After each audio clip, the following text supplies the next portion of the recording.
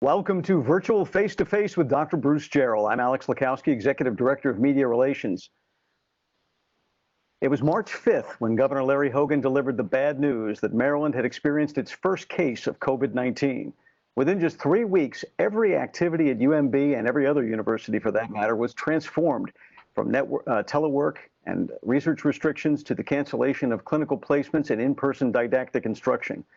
It was during that time that our guest today, Dr. Damon A. Williams, wrote this in his COVID-19 Diversity, Equity, and Inclusion Crisis Action Strategy Guide. This pandemic is fast becoming a defining world moment for our Generation Z students, much as 9/11 was for millennials. Too often in times of crisis, however, it is the underrepresented and marginalized who bear the burden of sudden change. In another section, he added, wherever this situation takes us, we must respond with continued, even elevated, inclusive excellence. While a public health crisis, this situation at its core is a DEI crisis, with the potential for flashpoints and serious damage at any moment, and it must be treated as such in every step you and your institution take in every communication. So what is inclusive excellence? The Association of American Colleges and Universities says making excellence inclusive is the guiding principle for access, student success, and high-quality learning. Through the vision and practice of inclusive excellence, the association calls for higher education to address diversity, inclusion, and equity as critical to the well-being of democratic culture. And with that, let me introduce one of the original architects of the inclusive excellence concept in American higher education, Dr. Damon A. Williams. Dr. Williams is one of the nation's recognized experts in strategic diversity leadership, youth development, corporate responsibility, and organizational change. He's a global thought leader who has worked with more than 1,000 colleges, universities, and other institutions. He's the author of the best-selling books Strategic Diversity Leadership and Chief Diversity Officer, and he's currently Chief Catalyst for the Center for Strategic Diversity Leadership and Social Innovation, and a Senior Scholar and Innovation Fellow at the Wisconsin Equity and Inclusion Laboratory of the University of Wisconsin-Madison. Dr. Williams, thank you so much for joining us. Thank you. Thank you so much for having me, and thank you for that wonderful introduction. All right. Before we go on, I should note this program is being recorded and will be posted on our COVID-19 recovery website, umaryland.edu/coronavirus. In a little while, you, the audience, will have a chance to ask questions. Just look for the chat button. It looks like a speech bubble down at the bottom of your screen or in the upper right-hand corner if you're using a cell phone. Write your question there, and when the time comes, we'll call you by name and unmute your mics. All you have to do is speak up. Now, with all that out of the way, here's your host, UMB Interim President, Dr. Bruce Jarrell. Thank you, Alex, and good afternoon. For those of you on the line, thank you for being here and participating in this. Dr. Williams and I go back a year or two. We've been working with him for over a year for advice and counsel on how UMB should be transforming itself, not just across the schools, but UMB in general. So he's what I consider to be a good friend and a good friend to this university as well. So with that, Dr. Williams, welcome and thank you for being here with us. Thank you. Thank you, Bruce. I'm very thankful and grateful to be here and look forward to the dialogue and the chance to be in community with the wonderful folks of the University of Maryland, Baltimore. Great, thank you. So maybe people would like to hear first just a little bit about your journey, how you got to where you are now, and what were the stimulants to make your catalyst work? No, I appreciate that. I'm a Midwesterner, and I was born and raised in Springfield and Dayton, Ohio. Like so many, unfortunately, in the Black community, I was born to a teen mother. A biological father that wasn't in my life very much, but a wonderful father who adopted me and married my mother and became a wonderful dad to me, and came out of an urban context and, started thinking about these issues of diversity, equity, and inclusion fairly early in my life, as I had a chance to go off to boarding school at 15 years old and went to West Reserve Academy, a wonderful school in the Northeast Ohio area, and was one of only 8 African Americans that went to that school, one of about 20 students of color out of a total population of 300. So issues of access and power and privilege and identity, issues of opportunity, economic inequality, all those things started to come into my psychology and into my perspective very, very early on. And really informed me. And, we were just talking a minute ago, Bruce, about, your area of research and my area of research, but they come from probably some similar types of roots. And it's these burning questions that you want to answer, right? These burning questions that drive you to do research, scholarship, to have a practice and engage in the work of change. And for me, from the very beginning, it was around these issues of diversity, equity, and inclusion, but not really wanting to focus so much on documenting the problem, more interested in introspection into strategies, tactics, solutions. What can we do to really create a world that is inclusive and excellent for all? Great, good start. So there must have been some people who were very influential in your career besides your parents. Who were they? I go back to, I guess I'd start with that boarding school experience. And, when I went to boarding school, like I said, I was one of very few, and I had done incredibly well in my local public schools. But honestly, I had not been academically, socially, or culturally tested in the same ways that I was when I went off to boarding school. And so here I was at 15 years old at WRA and feeling very much like an outsider for so many different reasons. I'll never forget, I had never seen a car with a lion on the hood, and I came to understand that was a Jaguar. I didn't know what a BMW was, and when there was a young person whose parents used to bring him back and forth to school in their family helicopter, Lord knows I had never seen a helicopter before. So there was a total different type of environment that I was in, and in that environment, I thought I was very strong academically, and candidly, it was at a different level, and I was failing a lot of my classes. And, to that point in my life, I had never really had mentorship outside of my family. I had never really struggled academically. I had never really faced obstacles that I wasn't able to easily overcome. And I'll never forget that I was struggling, and an individual came to me named Frank Longstreth, and affectionately known as Stretch, 6'5", snowy-haired white man who taught Latin, and he wasn't even my teacher. But at my boarding school, everyone had to be in the dormitory with the door open, studying every evening, or in the direct tutelage of a faculty member who lived on campus. And so he invited me to come under his tutelage, and he would tutor me in my courses across the board. But the deal that he made with me was that I couldn't come just when I had a problem or just when I was struggling. I had to come every single night of study hall. So 6 days a week, Monday, Tuesday, Wednesday, Thursday, Friday, and Sunday, I would go to his home, and he and his wife would tutor me. And I did that not for 1 quarter or 1 semester, not for 1 month. I did it for 3 years nearly. And what it did in me, Bruce, was it created this foundation of understanding how to apply myself to a challenge. It laid the foundation of understanding what grit is. Angela Duckworth, the noted researcher in this area, defines grit as the pursuit of long-term goals over time, overcoming obstacles. So grit is a function of goal setting and time and perseverance. And that foundation was so instrumentally put into me by that experience with Stretch. But like many, you encounter something and it doesn't take hold. You encounter something and it doesn't necessarily become who you are, but it laid a foundation. And over time, it was the principles that I learned from him about chipping away at a task. Number 2, the importance of being humble and open to someone pouring into you and investing in you. And knowing that having challenge didn't define your inability. Having challenges and being humble to it defines your ability to overcome it. And number 3, I had never had a relationship with someone of a different race and ethnicity to myself, and definitely had never humbled myself in that way to be in that care. So as an educator, he taught me what it meant to really educate across difference, to give of ourselves, to look in the mirror and ask ourselves, who are you mentoring? Who are you supporting? Who are you guiding of different identity characteristics to you than yourself? And I know there's a lot of educators that are probably on the line. There's probably faculty, graduate students as well. And I ask, who are you connecting with and pouring into that doesn't look like you? And that's a key part of the principles that we talk about in terms of inclusive excellence. So I'm very thankful for Stretch.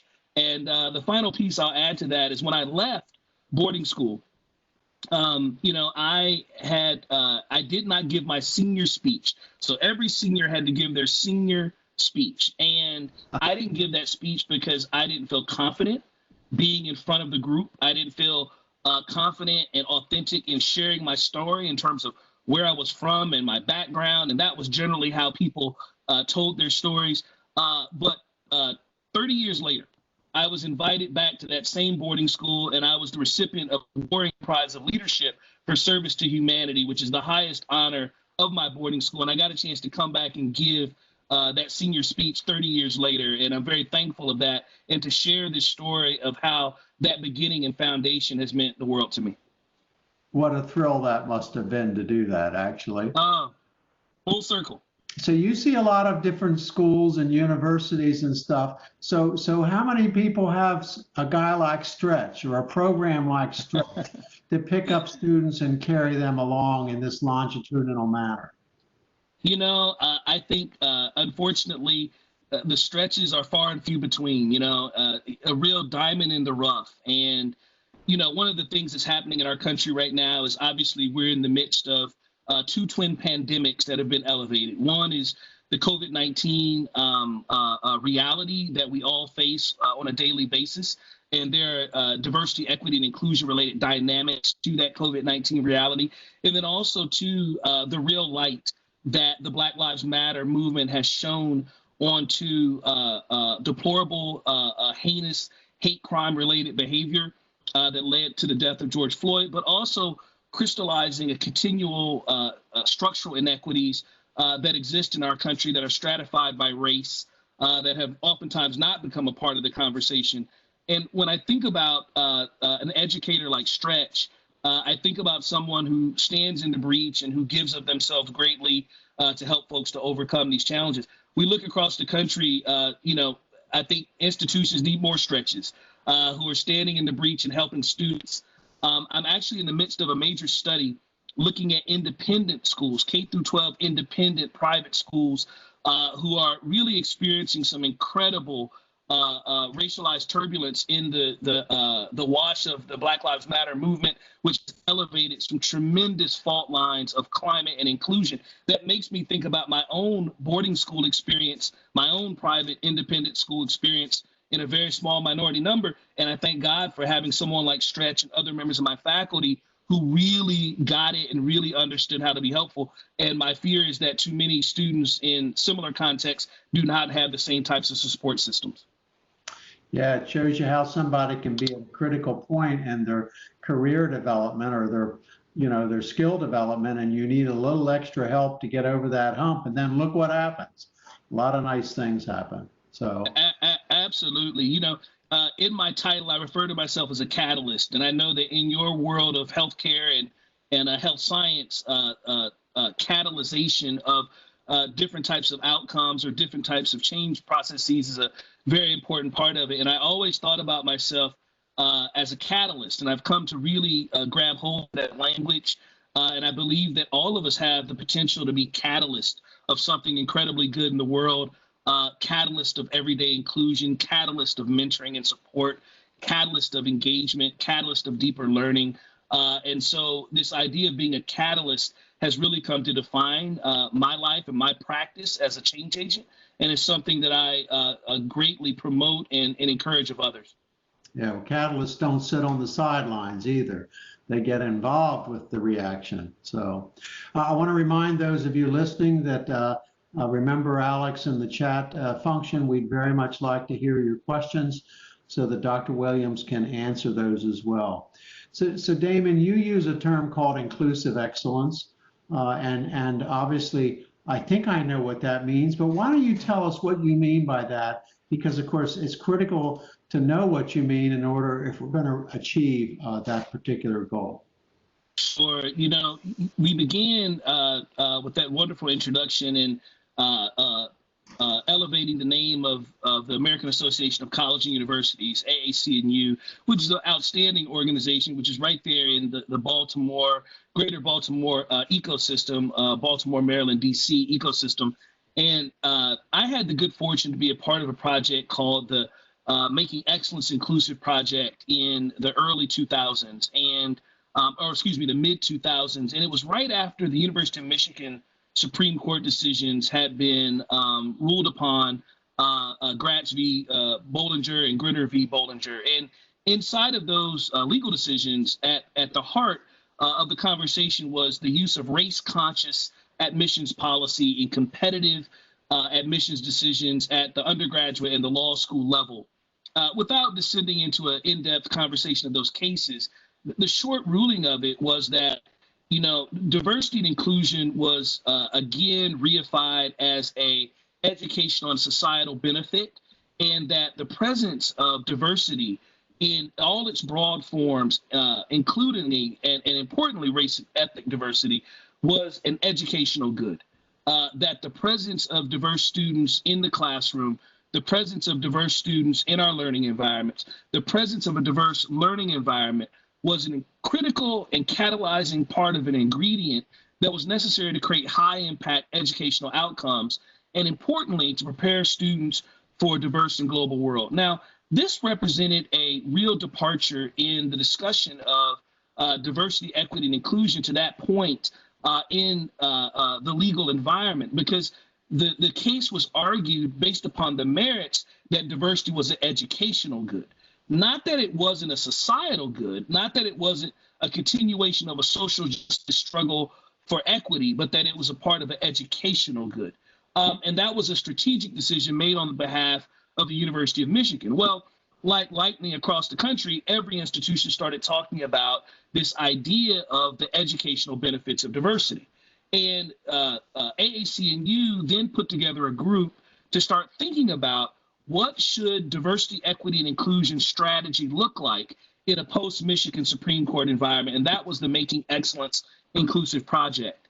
And so inside of it, what my work tried to do was to really elevate this idea that to really move our institutions forward, we had to embrace an intentional change management and innovation effort with issues of diversity, equity, and inclusion in the apple cart of change that we were trying to carry down the road. And for me, that meant continuing the work of access and equity of outcomes for historically underrepresented minorities. It meant continuing the work of increasing the participation and the success of women at all levels of leadership and across all different areas of our institutional environment. It also meant asking deep questions about how do we create an environment that's going to be inclusive and excellent and lead to a sense of belonging, connection, and community for everyone in that environment, whether student, faculty, and staff, whether defined from a perspective of disability, whether defined from a perspective of LGBTQIA, whether defined from a perspective of economic vulnerability or even positional role, but really opening up this question of inclusion and belonging across groups. And then the other two ideas that were part of this notion of inclusive excellence, as I was a part of articulating it, was how are we preparing our students for a diverse and global world, right? So how are we preparing the next generation of health professionals in pharmacy, in medicine, in nursing, to have a culturally relevant healthcare perspective, to engage ethnic and racial health disparities, to understand how to connect across group indifference, to understand their biases, conscious and unconscious, their stereotypes, and the ways in which that influences how we offer treatment modality, or perhaps even how we connect and see the full humanity of every patient. And it extends into the legal world, it extends into the business world, whether we're talking about multicultural marketing and the fact that women control 70% of all household spending, and what that means for someone who's working in a marketing arena, or if we're talking about it just in terms of, you know, bringing folks into our environments and having really, really diverse teams and being able to move forward and be successful. So inclusive excellence really came out of that legal discussion of the Michigan decisions nearly 20 years ago, and it's continued to evolve. And the final point that I'll offer is this. You know, with the inclusive excellence model, it does not move us away from a conversation of access and equity of outcomes for historically underrepresented minorities. Some have created a false narrative that says that if you're embracing inclusive excellence, then you forgot about racial and ethnic equity, which are the key ingredients that have been elevated in the Black Lives Matter movement, which is talking about racial justice, which is talking about racial healing, which is talking about ending systemic racism, which is talking about racial equity, language that is returning to the fore. Inclusive excellence is elevating those issues as it is elevating other issues that are not necessarily squarely in the center point of the Black Lives Matter movement. So I want to make sure I made that point because I know it's very top of mind for the majority of our country right now, at least in some way, shape, or form. Right. And I want to remind those participating in this to write questions in. We've got one or two, but I wanted to get you to one other point before we open it for questions. So one of the things that has really stuck in my head from one of your visits was we make big and little decisions every day in our meetings and our discussions and committees, big and little decisions. And a point that you made that stuck with me was at the beginning of every meeting, if you consciously think about what are the diversity, equity, and inclusion consequences of any decision that we may make today, and let's make sure we think about those as a forethought rather than an afterthought. Now, you're much better at expressing that than I just did, but could you just give the audience a little bit of the gist of what you got in mind there?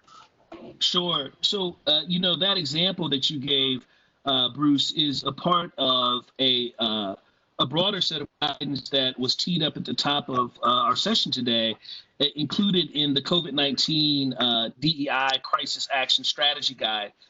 Like so many, my world turned upside down just like everyone else's when the pandemic really went to its zenith moment. And I was in in Detroit, working with some of our partners. I was getting ready to head to New York, to Manhattan, for a meeting with a board that I was working with, and the world just changed overnight. The National Basketball Association canceled all their games.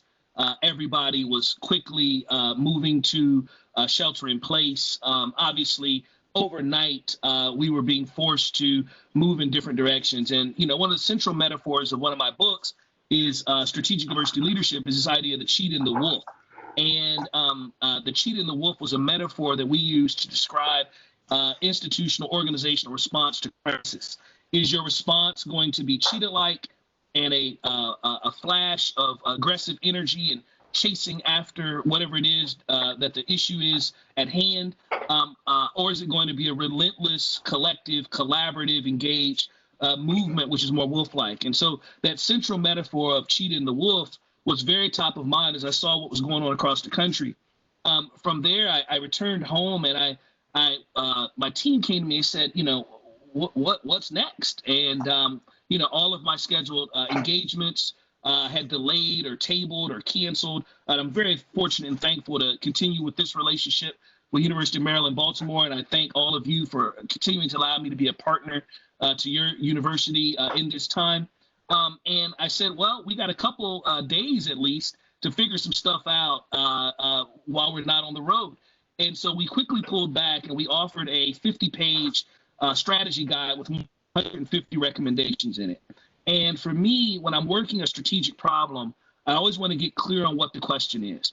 And the question was, how do we manage the COVID-19 pandemic without creating unintended consequences for communities, diverse and economically and racial and ethnically diverse communities who are oftentimes vulnerable, particularly in moments of crisis? So that was the question that we wanted to solve. And we offered and developed a framework.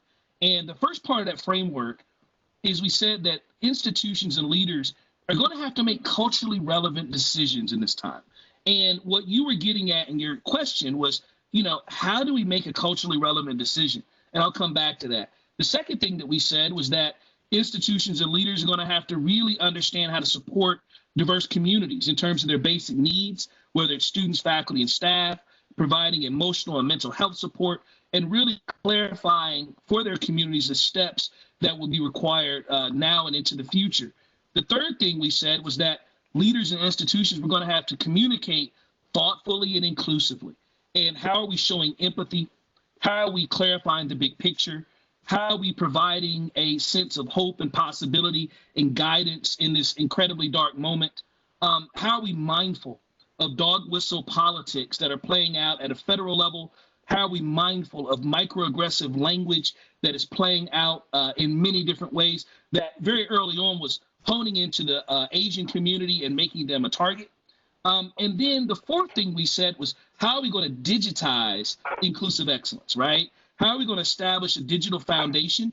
How are we going to build digital community? And how are we going to teach and create learning moments online? And so that four-part framework, making culturally relevant decisions, supporting diverse communities, communicating thoughtfully and inclusively, and then really engaging in an elevation of digital, were what we felt like were going to define our nation and indeed the world for the next 4 months to 18 months. And we didn't know, as all of us, what that meant. But as someone who studies crisis, leadership, and institutional response, I saw that. So we put that in the world.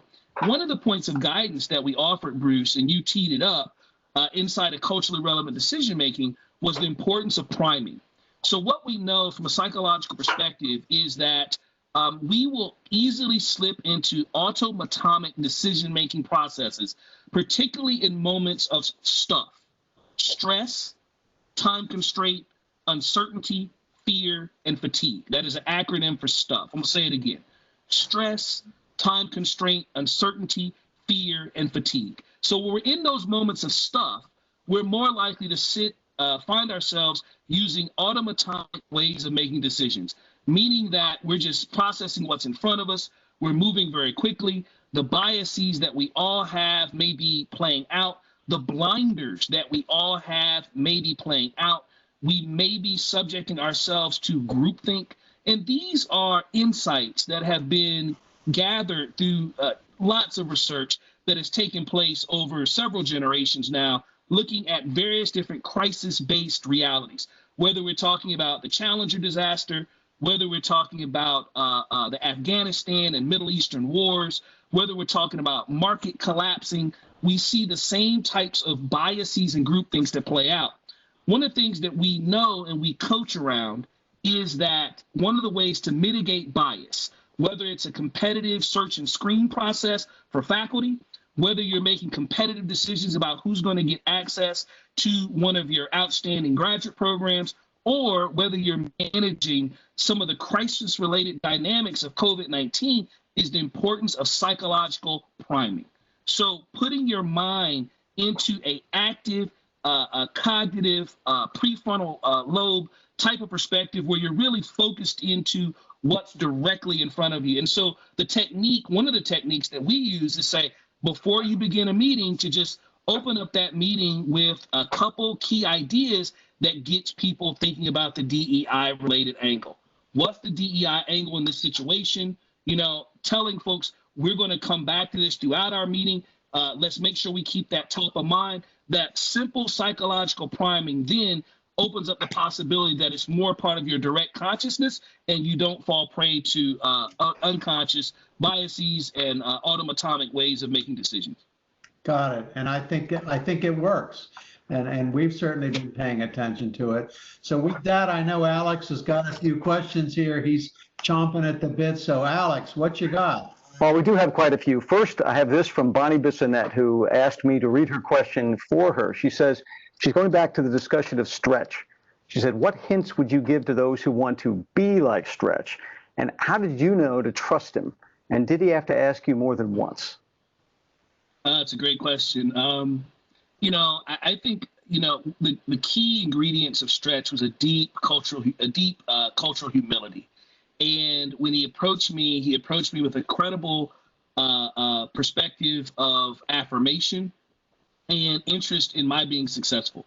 And so one of the techniques that I would give is, number one, if you are someone and are interested in crossing that cultural bridge and maybe becoming Stretch in the life of someone who's of a different racial, ethnic, gender, sexuality than yourself, someone who's got a lot of identity differences than you, I think it's important for you to engage in some self-reflection about who you are, what your biases are, asking key questions about individuals of different backgrounds and thinking about those things beforehand. Because you're then priming yourself to elevate it in your consciousness. Now you're more aware as you're moving into that conversation with that individual. The second thing that I would offer is lead with micro affirmations. So a micro affirmation is, and I'll just wordplay this as if Stretch were talking to me, and he called me Williams. I don't know if I'd recommend calling everybody by their last name because that can set off other types of dynamics, but he always called me Williams. But I later came to understand that came from a place of love. I don't know if I'd recommend that. But beginning something like this, Damon, I noticed that you've had some challenges, but the thing I want to say is I see great potential in you. I know you can be incredibly successful, and I've seen that and maybe giving some different examples. I hear nothing but good things about you, and I think that I have some recommendations and some ways I can help you. So I think being authentic in terms of naming the challenge, but also micro-affirming the individual becomes really important in terms of building that bridge, and then illustrating that you have some ways of helping to lead to a greater pathway of outcomes. Those types of key primings, I think, sets a positive context. So self-reflection, authenticity, leading with micro affirmations, and a willingness to help show the pathway. And then the last thing I'd say is being consistent. This man worked with me every single night for nearly 3 years. And what he taught me was about the breakthrough possibilities of relentless focus on execution. And so people ask me how I do the different things that I do across so many places. I am relentlessly focused on executing, and that came out of direct experience with somebody who was there with me on a day-to-day basis. That's a great answer. Thank you. Thank you for that, Bonnie. Alex, what you got next? All right, Stephanie Seworth is going to take us from the personal level to the organizational, the level of the whole enterprise. Stephanie, are you there? Yes, can you hear me? Yes, go ahead. Wonderful. So I know you've addressed some of these individually, but when considering how to better promote diversity and really move diversity from sort of that cultural artifact, that surface level, to a cultural assumption, something that's the essence of an organization, what factors do you see as most important in creating that deep-seated organizational change? That's a great question. I'm actually leading a lecture series right now, and we kicked that lecture series off with 800 leaders last Thursday, and now we're in the second phase of it. And the first first lecture that we did, or that I did, was around race relations, campus police, and campus climate in higher ed. And inside of the series is called the Signal and Noise series. And as I listen to your question, it makes me think about that series and think about that metaphor of signal and noise. There's so much noise that we see. There's so much faux commitment. There's so many things that are not really elevating. And to your point, making diversity, equity, and inclusion a fundamental part of the DNA of the institution, a DNA of its operative priorities. So how do we overcome that challenge?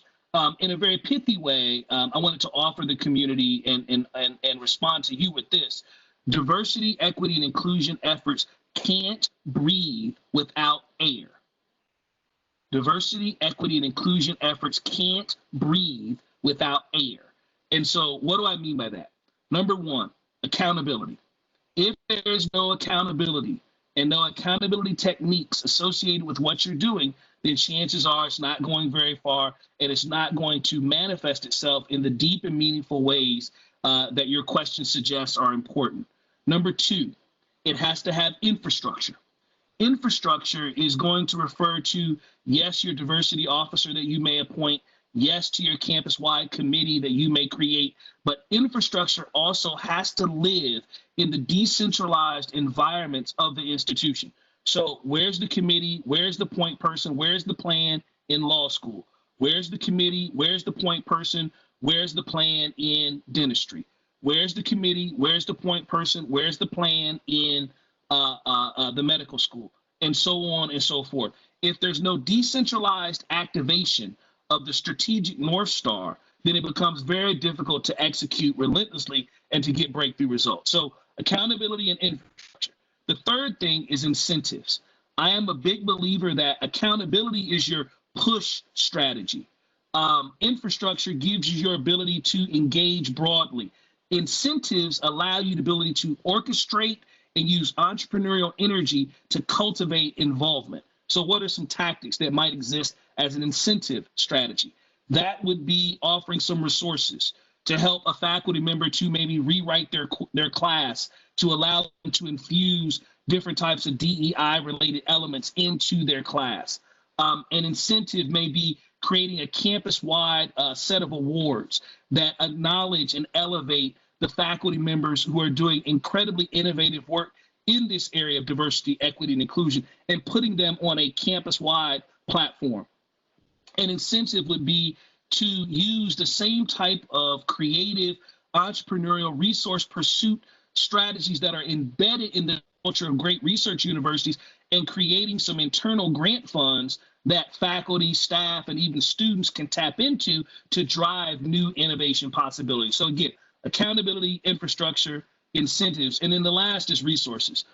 One of the things that one of my mentors, the now passed away Vice Provost Emeritus from The Ohio State University, Dr. Frank Held Jr. was known for saying was that commitment without currency is counterfeit, and don't let anybody tell you different, right? So in a world of very difficult economic times, in a world of competing priorities, in a world that's made incredibly difficult economically by the pandemic, the importance of resource and resource allocation is very important. And so I always say that investments of resources is key.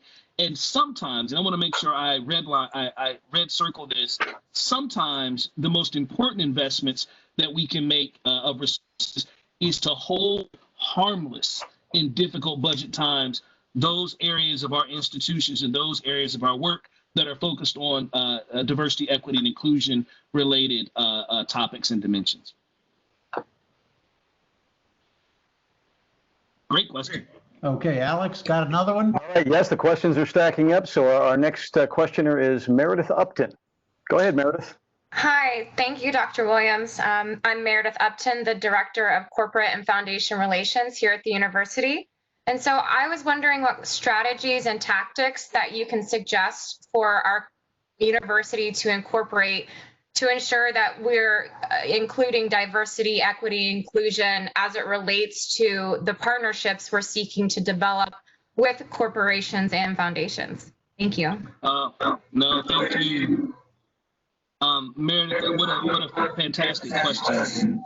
I've got a little feedback somewhere. Could you help me, Alex? Great, thank you. I got it. That was Meredith's mic. Sorry about that. Thank you. No worries. Fantastic question. And so, one of the things I talk about is strategic resource pursuit. So how are we pursuing resources strategically? And in what ways does diversity, equity, and inclusion become a part of that? What we know from the strategic resource pursuit landscape as it relates to DEI, that, in terms of corporations and foundations, and it's a little bit different in terms of federal funds and dollars, but on the private side, we historically have been able to raise funds to benefit access through scholarships, and we've been able to raise funds to benefit students through basic human needs, right? And the basic human needs component has become an increased priority and success area in the last, I would say, 5 to 7 years. However, I think the Black Lives Matter movement is ushering in a new area of resource pursuit from private sector organizations. And that new area is to engage in resource pursuit that leads to increased intergroup relations, that leads to improved campus climates, that leads to a greater understanding of how to build and to be in diverse spaces by mitigating unconscious bias, microaggressions, dismantling systemic inequities. One of the things that the Black Lives Matter movement is doing is it's evolving the DEI paradigm by returning us back to some language that had fallen by the wayside, that language of racial justice, anti-racist organization, racial equity, ending systemic inequity, focused on system-based challenges. Patricia Rose, the wonderful scholar at Brown University, talks about the interlocking gears of racism. All of these ideas are being elevated now. 70% of our nation has engaged in conversations of race based on some recent Pew data that was collected. 5 national, very respected organizations have identified that between 15 and 30 million Americans participated in some form of Black Lives Matter protest. So what this is doing is it's elevating and ushering in a new type of language. So let me give you a couple quick tactics, and then I'll turn to another question. One is get very clear on your messaging framework of how you want to go to market in terms of University of Maryland, Baltimore, resource pursuit as it relates to these issues of diversity, equity, and inclusion. Number two, I would say get really clear about what is your value and difference equation, the University of Maryland, Baltimore difference that you're going to be positioning as the program that you want to sell to be able to generate resources to drive new outcomes. A third thing that I would offer is put together a committee of maybe perhaps advisors from the corporate sector, nonprofit, alumni to help advise this process, which will help drive strategic thinking, but also strategic relationships and possibilities. I love these questions. Well, you are tapping all ends of the capabilities here. It's good stuff. It's a great university, David. It's a great university. Alex, what you got next? The questions are heating up even more. It's going to get even more interesting. So our next questioner is Londetta Jones. Londetta, are you there? Yes. Hi, Dr. Thank you for your presentation. It was very good. So I just wanted to comment. I love the use of your term, the catalyst. I'd like to add to that because I often think of myself as the emulsifying catalyst because I recognize that before you can start positive change, you have to build those bridges, and we often float in silos. And so my question is, can you speak on some of the strategies that you use to try to bring the different stakeholders together that might float in their silos, but that you see them as actually creating a positive change, but have to merge them together first? So could you speak on that? If you wouldn't mind, I'm getting feedback from the audience that they're having a little trouble with Londetta's mic. So in brief, she's asking, she loves the term catalyst that you use as an agent of change. She's also adding another term, which is the emulsifying catalyst. This is a real scientist talking, you can tell, to emphasize the point that you often need to first build bridges and merge different populations before you can catalyze the positive change. And she's asking what strategies can you use to bring those different siloed people together? It's a great question, and I really appreciate that. You know, one of my teachers through the years has been the inevitable Dr. Cornel West, right? And I'll never forget, I had a chance early in my career to be around Dr. West maybe 5 times in 24 months, to the point that he kind of recognized me, but not really. And I was having a conversation with him in one of those spaces, and I asked him about this idea of conversations and how he referred to everybody as his brother and his sister. So if you've ever heard Dr. West, he said, oh, the good brother, oh, the good sister, my brother, my sister. Obviously, in a world that we're in now where gender identity has become more elevated and there's more different manifestations of gender than brother and sister, that's evolved a little bit. But inside of it, I asked him, I said, how do you refer to everybody in that way? And he said, number one, I always want to see and understand the interconnected humanity that we all bring to the table. Whether man, whether woman, whether individual, whether human, irrespective of gender identity and gender pronoun, there's something that connects us all because we're all going to come into this world one way and we're all going to leave it another way, in the same way. And what we do in the middle, though, will define us. And he said further, he said, I've come to understand that there's some conversations that Black folks have to have with Black folks. There's some conversations that white folk got to have with white folk. There's some conversations that women have to have with women. And you can extend this further. He said, and there's other conversations that we have to have together about how we're going to do the work together. He said, wise leadership is understanding when you have what conversation at what time with what group. There are moments in time where there's free energy in the world that we can tap into, catalyze change.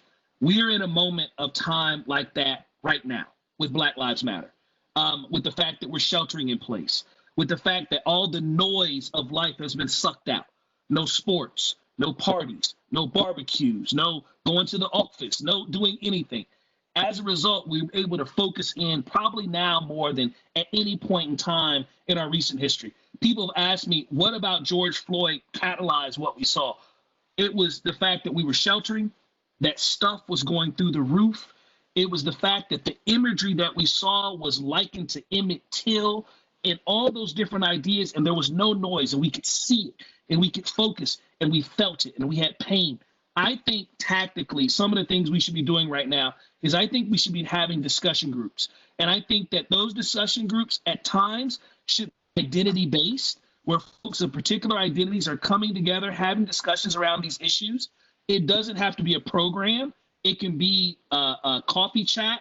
I think it can be identifying books and readings or even videos, watching those videos, having discussions. I think maybe watching videos, having discussions in identity groups and then coming together in shared groups. You know, one of the recommendations I gave on my webinar with 800 people last week was around the importance of infusing these principles of intergroup dialogue across all that we're doing. You know, not just creating intergroup dialogue programs, but how do we create intergroup dialogue moments in our staff meetings, in our faculty meetings, in our departmental meetings, in our interactions with our class and our classes. And so if you just very quickly Google intergroup dialogue principles of interaction, it's a lot of clarity will come up there. I can't go into it right now, but the recommendation I would offer is let's elevate intergroup dialogue. Let's have some conversations in group. Let's have some conversations together.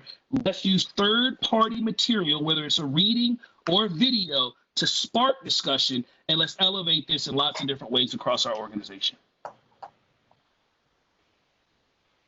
Thank you, Damon. Alex, let's keep going. You got a long list. Oh, yeah. So we, I think this next question is an anonymous question, but she's tying back to the comparison between the styles of the cheetah and the wolf that you talked about.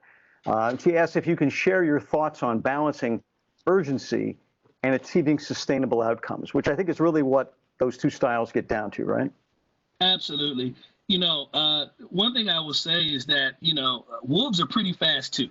And, you know, they can move with quick dynamic bursts as well. And I recognize that, you know, particularly with the pandemic, there was a need for immediate responsiveness. And Bruce has seen me talk about this. I've got some really dynamic slides where I talk about the phases of crisis response and activation.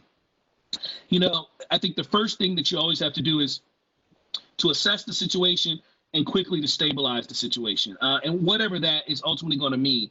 In that process of stabilization, that's where I think it becomes really important for a couple things to happen. Number one, do you have the right people around the table helping to make the decision? Do you have diverse perspectives around the table? Do you have diverse identities around the table, helping you to see all the angles as quickly as possible? And sometimes that doesn't necessarily mean immediately at the table. Sometimes that means walking something in and getting a read or getting some point of view of perspective early on in the process to vet things because you're moving that fast. So one recommendation I always say is to work to get the right people around so you can get your hands around the crisis, the cheetah moment. The second thing is continue to ground truth your solutions with others, because particularly in the 21st century, 24/7, 365 information cycle, everything's going to be changing faster and faster and faster. So you've got to continually have inputs into your decision making. The third thing, and this gets to this idea of the bigger picture, I never lose sight of the bigger picture. We've always got to have a clear sense of where we're trying to get to. And so a part of what I like to do is early on, while we're managing it, maybe even spend 15 minutes or 10 minutes on what the big picture is early on, because what you'll find is if you create a constraint, and there's a wonderful book that we use when we teach our leadership programs called The Beautiful Constraint, how to turn challenges into breakthrough opportunities. And one of the techniques of the beautiful constraint is to create a time constraint. When we have open-ended, we can sit here and pontificate and talk forever. In the academy, that's what we do, right? But if we create a time constraint, so we have the meeting and we're going to save the last 10 minutes for the big picture. In the very beginning, that helps to keep our lens on it. And then to do that consistently. And then ultimately what you'll find is that the bigger picture starts to become more important than the immediate crisis, and you start to see a different ratio of where the time is. But the importance is to build the leadership muscle of staying focused on the big picture while you're engaging the traumatic crisis. And that's a key part of the recommendations that we offer in terms of being more wolf-like in dealing with crisis. Yeah, that's a good thing to keep in mind, especially now. I mean, it's hard to keep the big picture in mind with so many little things happening hourly. So, Alex? That's exactly right. All right, next up, Assistant Vice President for Student Affairs, Patty Alvarez. Patty, go ahead. Hi, Dr. Williams. Thank you for being with us. I want to thank you for being one of the key thought leaders in developing the Inclusive Excellence Framework, which has stood the test of time. Many institutions, including UMB, are beginning to speak about using an anti-racism approach. Could you share your thoughts about this evolution within higher education? And where do you think we will be or should be 20 years from now? Wow, it's a great question. It's a big question. I think that the anti-racism language is getting ready to really return to the fore of our institutions. I mean, clearly in the 50s, the 60s, the 70s, that was a part of the conversation. And the courts moved us in some dynamic ways. Then our institutions began to move towards this idea of diversity in many ways. And this idea of racial equity honestly became lesser and lesser a part of a conversation, even though it was a part of the work through lots of things that individuals and institutions were doing. This moment has ushered into reality a return and an elevation, because I can't ever remember a time where we were talking about racial healing, in our country the way we are now. Racial justice has been a part, but racial healing. So I think that the language is going to shift, and I think the Inclusive Excellence Framework, if you really go back to how it's articulated, this idea of access and equity of outcomes, multicultural and inclusive environments, I think it can subsume that conversation. Inclusive excellence and racial justice, inclusive excellence and racial equity, or just inclusive excellence. But I think there's going to be a back and forth right now while we're trying to define it. And I want to name this because I've had a chance to spend some time studying University of Maryland, Baltimore culture and community. And a part of the work that I'll be doing is in that area of seeking to understand your culture even more. But the fact that you are in Baltimore, a city which has such a history of racial and ethnic unrest and inequity, and has been ground zero space for the Black Lives Matter movement, the cultural permeability of that reality inside of your institution means that you are closer to these conversations than a lot of other institutions that do not have that permeability. And what I mean in that is that leaders across your organization are going to have to get up to speed on this language faster than in other places, and make meaning of what it's how it's going to inform your work moving forward, because you have a student body which is diverse, particularly in some of your schools and colleges, racial and ethnically diverse. You have a student body which is in these communities, and some of them are leading these conversations of social justice in their communities. And what we know is that college students pivot towards what the bigger social movements are that are happening externally. And the talk I gave yesterday was around generational activism. We're in a moment of generational activism. The millennials and the Gen Zs all have an activist energy inside of them. And there's two things that have manifest that I believe are directly connected to the Obama administration and how President Obama's grassroots training and leadership development work led to his election. 2,000 individuals who were all in their 20s went through extensive training on two things: grassroots organizing and digital engagement. Then there were millions of volunteers that received the same training. So when you look at this generational activist moment that we've seen, whether it's the Dreamers, whether it's Occupy Wall Street, whether it's Black Lives Matter, whether it's all these different focuses on ending relational violence and elevation of Title IX and violence against women, there's some consistencies there. So the final point I'll offer is this. One, we have to make meaning of how this racial equity, justice, conciliation conversation is going to inform your strategy.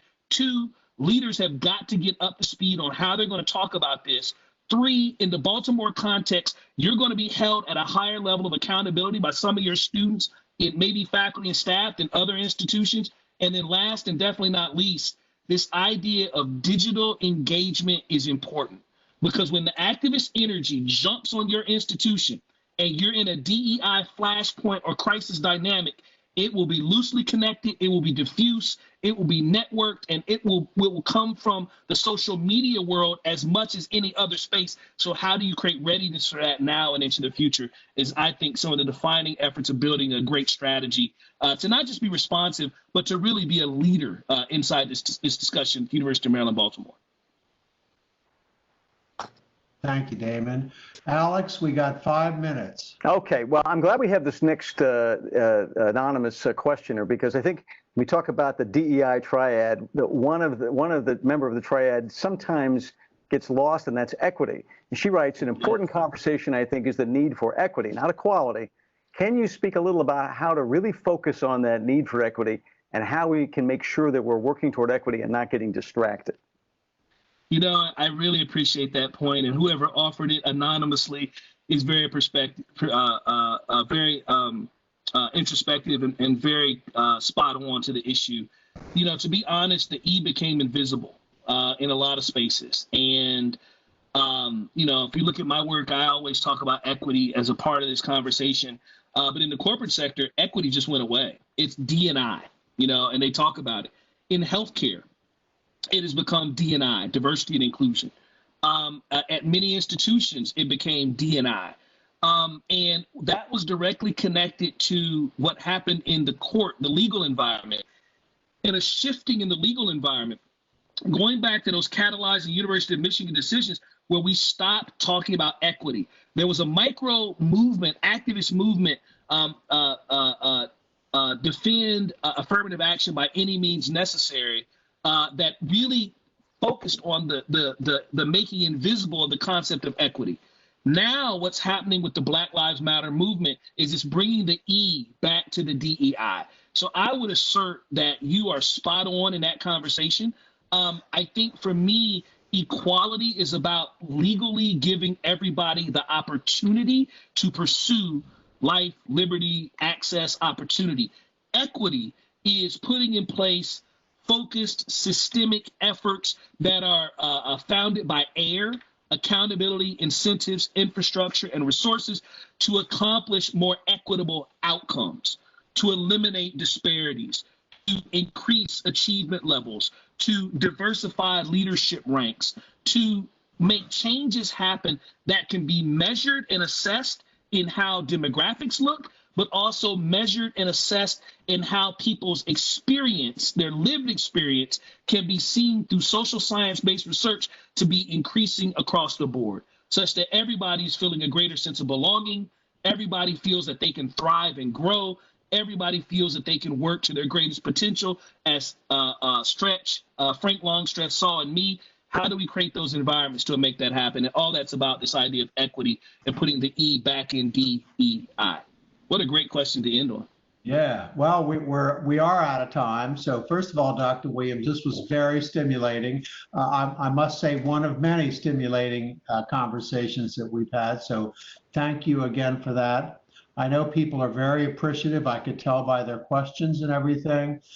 So I want to thank you. I want to invite you back. I know we're going to be seeing you back soon to help lead us through this process. And so thank you again.